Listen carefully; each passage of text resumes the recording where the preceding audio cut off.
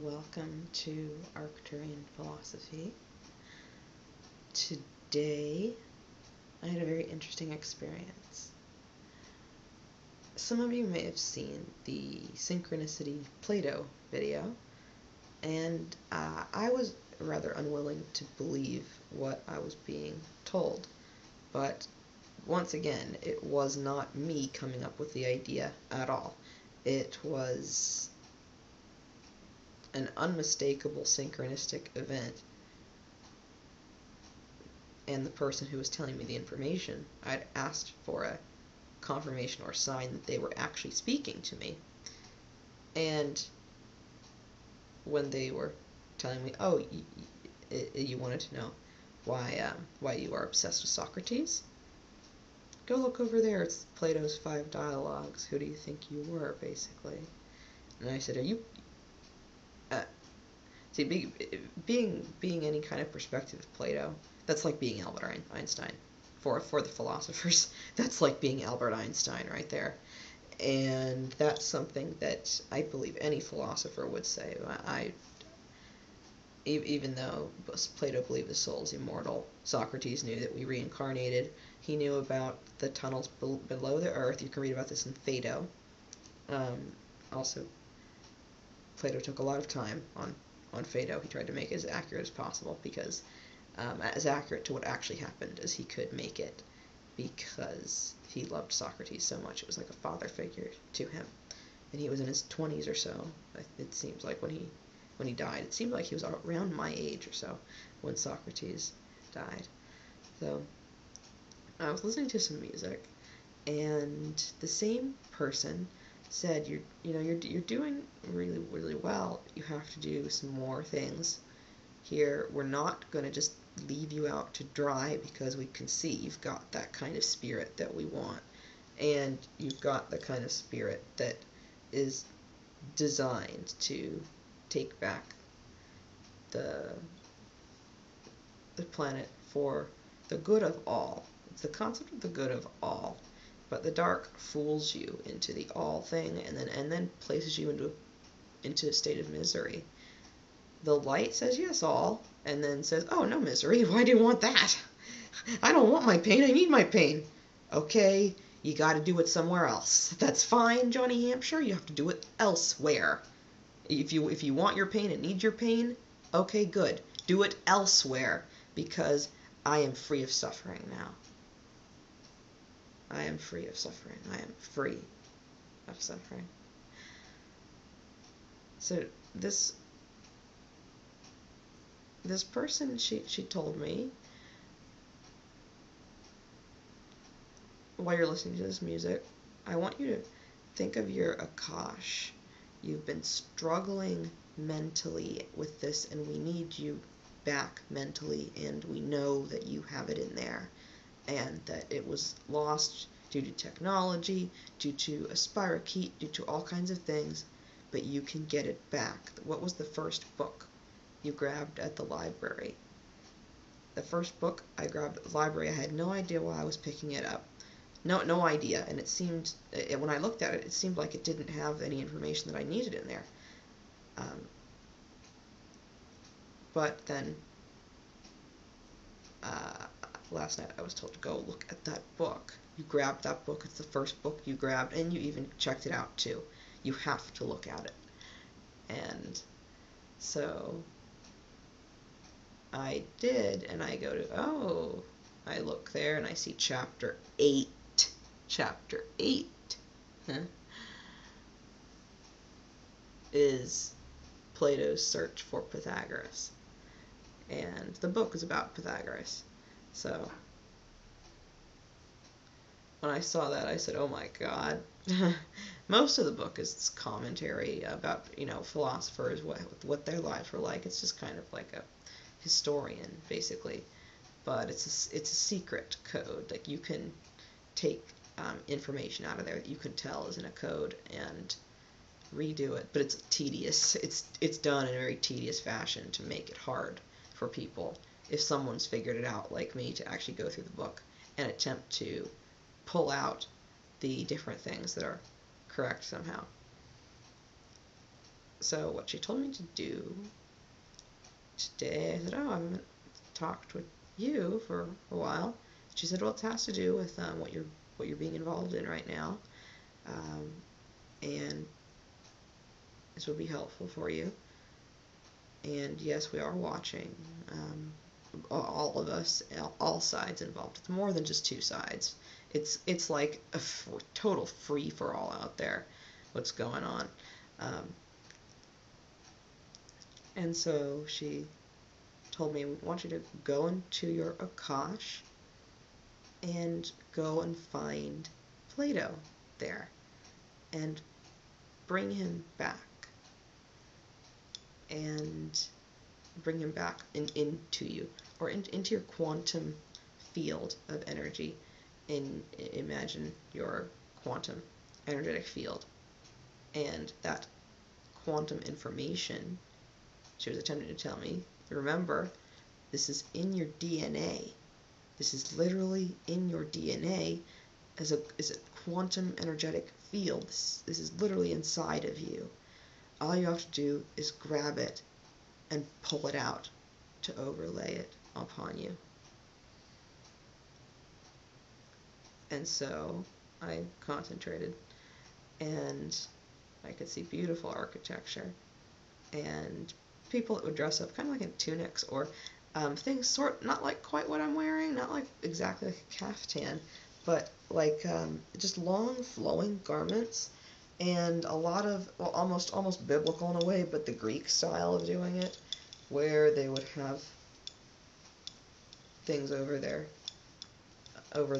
arms like this, and that would end. And when I saw that kind of a dress like this, I knew, oh my gosh, that's why I like wearing that so much. And that's the same way with biblical times; they appeared dressed that way. So I thought, wow, that's why I appear to like dressing like that. Oh, it makes sense. So I said, I want this. I want this out of my. If this is in my Akash, I want this from my Akash. And then when I opened my eyes, first I should explain Plato's philosophy of the philosopher king. He believed that rulers, says this is funny with Kryon and his benevolent dictator thing. He told me, you're one of the benevolent dictators. Kryon, you're crazy. Oh, well, look what happened in this area. You're the only person still standing. You're going to have to be the benevolent dictator. Plato believed that the philosopher king was adept in, namely, the two most important ones, philosophy and mathematics. And when I saw that, I thought, oh, I'm going to have to do that. And I heard, well, Plato was a very adept mathematician. Simply take it back.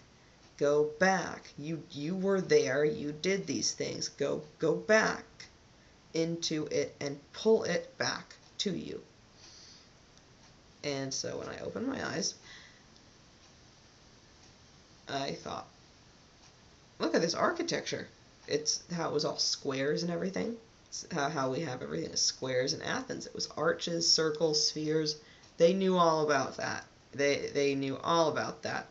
The different arenas, they would create the architecture. So I remember I was walking around saying, oh my gosh, this architecture, it's dismal, it's a disgrace, it's a disgrace, because of just how much more advanced the Athenians in 400 BC were compared to this, and also far more advanced in their state of spirituality and knowledge.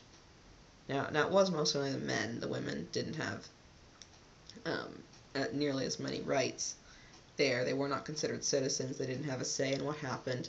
And so the first thing, because Plato believed in the philosopher king being adept in philosophy, mathematics, astronomy, music, and mainly those four fields, also geometry, the other one, well, part of mathematics, but geometry, he was very adept at geometry. but everyone was male, that had power when he was alive. So when I opened my eyes, literally the first thing that I said was, I didn't know a woman could be a philosopher king. That was the first thing I said. I didn't know a woman. I didn't know a woman could be a philosopher king, because he lived in a time when it was all men ruling everything, but they were smart men, at least for the most part. And what they did was kind of lounge around and talk about philosophy. That was philosophy, mathematics. Plato was the first person to invent the concept of a university, too. He said there must be a way for us to teach this. We can't just... What they would do is they would just go around and say, hey, we're going to talk about whatever today. You all in this neighborhood, anyone who wants to come, we're doing it at 5 o'clock. Oh, hey, anyone in this neighborhood, would you like to come? It was just like that. It was a random kind of, oh, hey, would anyone like to show up? And so people would end up following Socrates around. In a Jesus-like fashion almost, because there was no concept of a university or school, really. They didn't have the university concept. And they would homeschool, it appears, with children. They would teach them at home. They would have tutors for them. They would get tutors. And with Plato, I was pretty surprised by the demeanor. Is very much not like the other philosopher that I can feel very strongly that I was. With Plato, it's so far back, so distant. It's almost like, was could that person or not? Was that real or not? But no one can really stop me going berserk over Socrates. No, that's some sort of strange instant reaction. That Socrates is the best person ever. When I was imprisoned, when I thought I was going to die, when I thought I was going to die, and knowing, oh, okay, I might die over my beliefs, that I hold fast to my beliefs. But no, I went instantly to Socrates and began to just quote stuff I knew from Socrates, saying, no true philosopher is afraid of death. The unexamined life is not worth living, and I examine my life. So, a true philosopher is not afraid of death. My life has now been examined, and if I go to die, then I go gladly. Which is little that I can say for the rest of you, was what I was thinking there. But I would say it out loud. No true philosopher is afraid of death. And I would say that's Socrates. It was something that I constantly drew upon. And it was... I was never really sure why, why Socrates. I knew I wasn't Socrates. I knew I definitely was not Socrates, but I knew I was someone who had been obsessed with Socrates. And what's Plato? He's obsessed with Socrates. And what was Plato? Why is it Plato, not the other people we hear about in the dialogues? It's because Plato was the favorite student. And in every single philosophy class I have, in the last philosophy class I took, where the professor changed basically people's lives in there, I was the immediate, first day, immediate favorite student. I wasn't even supposed to be in the class. I wasn't registered, and I got there first, turned the lights on, put my things down, had no idea about what the campus looked like. It was a community college. I tried to get coffee. I didn't realize the line was going to be 50 people long. I walk in 5 minutes late, and he says, "Are you registered in this class?" Unfortunately, there's a person right in front of me, so I just kind of did this and went to my seat, which was saved right in the front, so I didn't answer him. And kind of, if you're in a philosophy class like that, or any kind of the sciences, the finer sciences like that, and you've got your seat smack dab in the front and you've had it saved, then he can assume, you're probably registered in the class. But then when they called all the names off, it wasn't. So I impressed him with my fountain pen. I thought, okay, what do I got to do something to get in this class. I have to be in this class. I have to have this professor. I know it's this professor I have to have. And I was right. So once he saw me taking notes with a fountain pen, then he said, you know what, just talk to me after class. We're going to get you in this class. Plus, people drop constantly in philosophy. They can't do it. They can't understand. So, I thought it was rather funny by the end that there was any kind of debate over me being in the class, because a class of like 30 or more had gone down to like 10 people or less who actually went through the entire semester, who could do it and actually understand what we were reading, or use the history of the Soviet Union, arranged the melody of Tetris to ace the Marx test, because I hadn't read the material, but I still aced it. That was really fun. What of Plato? Such a fine disposition, very different, like I said, from the other philosopher. Plato also, he didn't have a concept. He knew the soul was immortal, but the idea was, oh, well, I could be born again as, he wasn't quite sure about reincarnation, but if he thought of it, he didn't think of it as the other philosopher that I did. The other philosopher, he understood that if he reincarnated, that it wasn't necessarily going to be just him, just one of him, let's say. How the soul splits off, and you can say, I shared a perspective of so-and-so. I know I shared a dominant perspective of that one guy, but see, that guy will constantly I'll have a thought in the back of my mind, when am I going to run into another one of me? He understands how the soul will split off like that, and there could be two people that have shared a perspective with him, and so he actually is very excited trying to find out, is there another one of me out there? I want to meet another one of me. What do you remember of me? Kind of like that. He's a funny one. Well, everyone will know that he's a funny one. Either you like him or you hate him. It's the same thing, I think. A little bit with me, but with Plato, nobody hates Plato. I think that's why she was saying, you have to pick this up from your Akash and take it upon yourself, because you were this great man. I'm telling you, you were this father of philosophy. That's why you love Socrates so much. That's why you wanted to be a philosopher, but you thought you were trapped by the idea, oh, I can't get any money that way. Well, now it's literally going to be irrelevant if I can make money or not. So I am going to be a philosopher. More so, though, I'm going to change some of his ideas. Instead of philosopher king, it's a philosopher queen. But he was so shocked by that concept. A woman? But with an all right, he was very confused by a woman. Could a woman be a philosopher king?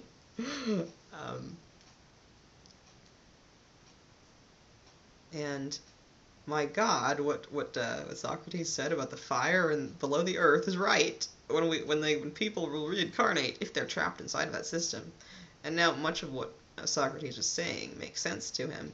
Socrates was basically saying at the end of his life that yes, there are these tunnels beneath the earth. There are these fiery lakes where people get thrown into them. Basically, when they die, the souls, depending on how they're judged. No, he didn't really mention what was down there exactly, but he did mention it appears he knew of creatures there. And he makes some kind of comment that says, you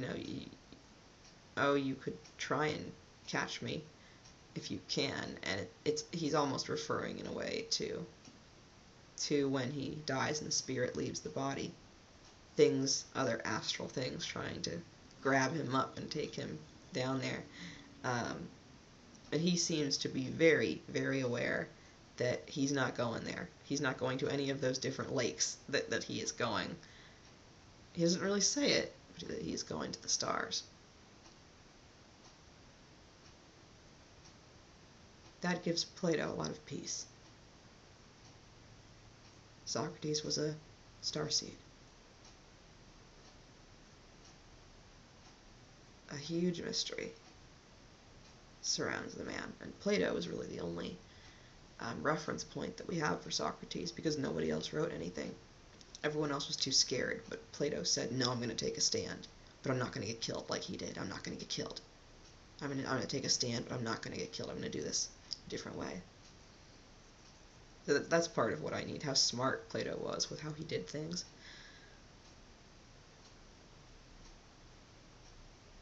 And so now I'm going to be a philosopher queen of San Ramon, at least. But more so, it's the angel of Silicon Valley. Recall. Now we're going to name me the Angel of Silicon Valley because I'm practically the only person in Silicon Valley that's not been taken over by this what you'd call a dark type of force. And if you need help understanding what I'm talking about, please see the video, very nice interview with someone who goes by Rachel, who's a super soldier. So just type in like super soldier Rachel. You could probably find the video that way. And she explains this darkness pervading over people. This was in 2013. She was saying, I'm seeing, basically, you're seeing the last of humanity? Yeah, I'm seeing the last of real humans. Because she was able to fight it off like I was able to fight it off. And because of, well, us seeing the last of humanity, we're going to have to do something about it.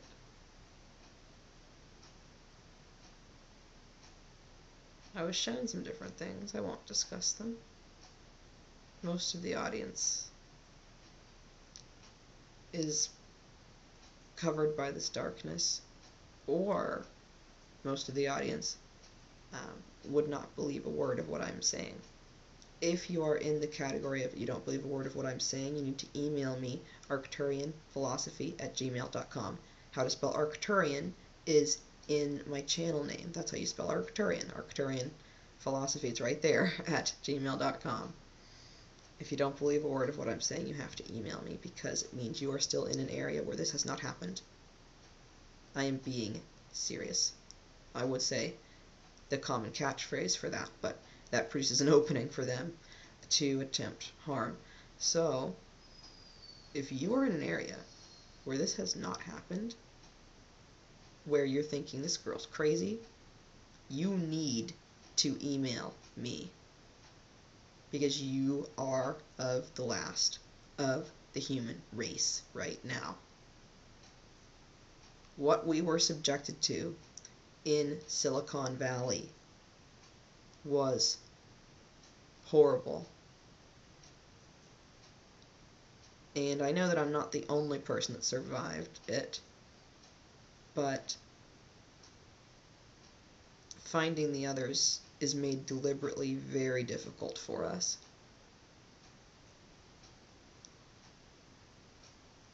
So, if you've only vaguely heard about these things, have some interest in it, you're not really sure, it means you are somewhere that's probably rural that this has not happened in. So yes, anyone rural, and if you're in a very, very rural area, and this hasn't happened, they hit the metropolitan cities first.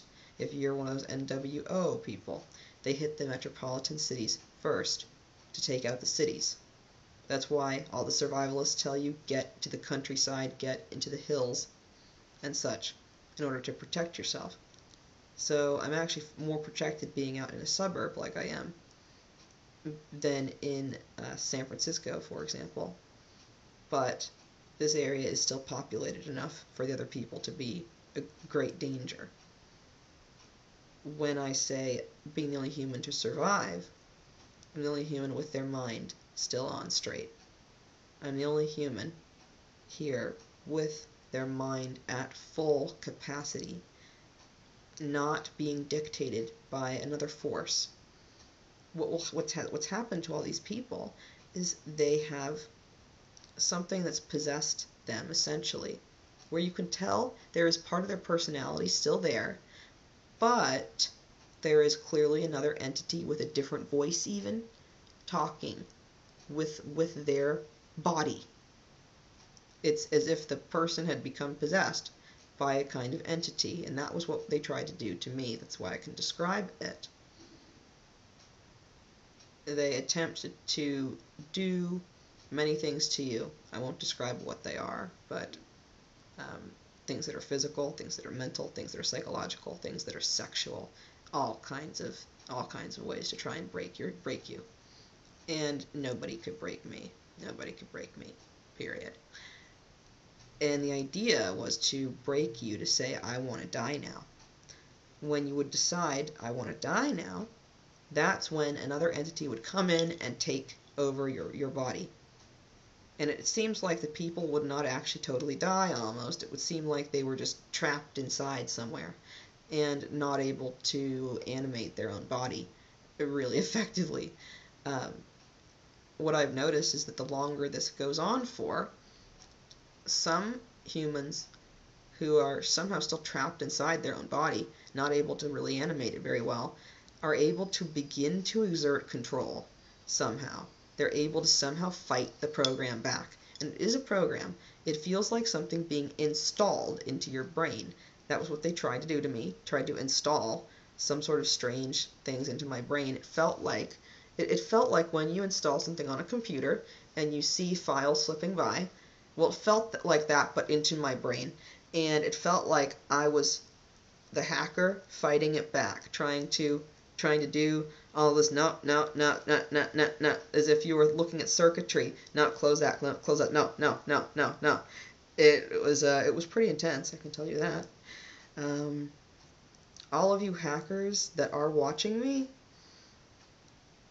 if you really want a thrill of hacking, that's your thrill right there. It's not doing this. Your major thrill hacking ride is unhacking your mind. When someone is trying to hack directly into your mind and into your grid, unhacking your grid is probably the most fun thing that you can do. It's the scariest thing that you can do, but it's probably one of the funnest things you could do. Wow, if someone just said you're right about that, that would be funny, but I'm not really sure if someone actually just said that. But yes, hackers. Instead of saying I'm more elite than you, I'm gonna, because I am, I'm gonna say for the older ones, they're gonna be like, yeah, elite, and the kids are gonna be like, what is elite? If it's short for elite 1337 or 311337, elite. That was what they came up with, and they shortened it to elite to sound cooler. So, you guys want to be elite and cool. Alright, cool. Think of your mind. Remember what happened. How, if you're a hacker, you understand this. How the thing came over you. Oh, like that. So, okay. My system is completely infiltrated. So I need to defrag and clean it up. That's made, once your system is infiltrated, though, think of some of the worst viruses that you guys could come up with. You hackers that come up with all the interesting, cool viruses, or people try to fix them, and then other things happen, and it's even worse, and the computer just crashes, and all of that. Yeah, all that fun stuff. That's how you're hacked into. That's how you're hacked. So that's what the hack's like. So if when you do things that disable the hack, the system shoots something back at you. Well, what you have to do is literally just push through it. You have to power your way through it, and that's all I really know how to explain. It's simply a matter of one's pure, unadulterated will. Instead of W with a slash mark through it, for some people who would not know about this, it hasn't happened to yet, maybe. The W with a slash mark through it will appear on your computer or on your phone, and that means no will. And also zeros, which means like you're zero, you're nothing, you're part of all of us now. You're devoured by Satan, is the idea. Your consciousness is absorbed by a satanic, or Luciferian. They use this. They've just heard Luciferian, so it's Lucifer, light bearer concept. But the real source is all light. and there's nobody that needs to bear it. It's just there and blasts on you if you want it. So why go to someone who's holding a little torch when you could go to the real thing that's right over there? Oh, hey, I got a torch. It's cool. Yeah. All right, light bearer, that's cool. But I have the light that you were bearing. You got the light that you're bearing from the real light. I'm gonna go there because, like, it's free and I don't have to do any blood weird stuff or have sex with you or anything. It's just free. Why, as Kryon would say, why go to a slum because someone offers you $100 when you could choose instead to go to a 5-star hotel where they're offering to do everything for you, feed you, dress you, everything for free? Why? It makes no sense, is what Kryon says about that. So all of you guys, you're in the slum because someone offered you $100. But for all of you hackers, you ought to have some fun with it, which doesn't mean hacking on the computer. You know, if you really want to have some fun hacking, go back into your brain and unhack the different connections there. You don't even have to know about the brain either. I had forgotten most of the information that I knew about the parts of the brain. You don't even have to know about it. All you have to do is think like a hacker. That was what I was doing. I was thinking like a hacker because it felt like I was being, quote, hacked into. And so I had to do it back. I'm rather good on the mental planes, the social engineering planes, so I might not know how to code, but I do know how to do the other stuff, and I won. So I'm the philosopher queen of this area, it seems. How does a queen dictate to all the people outside who are possessed, who have programming in them that say, kill this person? How does one manage? We simply carry on. It's like the song by Fun, the Carry On song that never really got popular. You must simply carry on. Or John Lennon, he knew all about this, and so on the Plastic Ono Band album, his first song is Mother, because he feels so hurt by the fact that he realizes, oh my god, my mother is a reptilian now. My mother is not my mother anymore. Oh my god. That was a major shock to him, that he didn't know for so long, and that he was fooled for so long. But the second song is called Hold On. And he says, when you're by yourself and there's no one else, you just have yourself, and you tell yourself just to hold on. And when you really want to get things done, when you want something, you can get things done like they've never been done. So, get things done, just hold on. He would tell me when I would be forced to sleep on the balcony because of things happening in the house, he would tell me, listen to me, but not the Beatles, I mean me. That was funny. Not the Beatles, I mean me. Listen to me, that will help you, because what he was singing about was how he had broken out of this kind of thing going on. He was totally surrounded. He couldn't be hacked into like me. So, and also being male, that's a big one. Or he had been broke out, which is a big thing for guys who break out. That's amazing that I think of it now, that it was a man who managed to do it, because women are far more adept at energetically winning this kind of war. And he had managed to break out, but they had placed everyone around him. They would do it in their synchronistic fashion and everything. Placed everyone around him to attempt to mess with him. And so he had to create his own ways of dealing with it and getting out of it. He never managed to truly get out of it, because he was, once you become involved with any of this stuff, once you know any of this stuff, you become followed for the rest of your life, practically. So Lennon knew that, but still, the idea is when you're by yourself, you just have yourself. You tell yourself just to hold on. You don't give up. You tell yourself to hold on. So Plato's an interesting character. I'm going to keep exploring his mindset. He knew a lot about astronomy and mathematics and geometry. So these are things that I need to study and to figure out just why certain things work the way they work, and become the philosopher queen that I'm meant to be. I've already been told 2 different times, once by a human and once by an extraterrestrial, that I was a queen. First by the human, next by the extraterrestrial, which is hysterical. So, yes, I'm going to become one.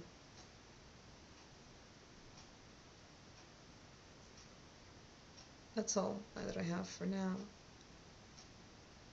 with my Platonian Arcturian philosophy.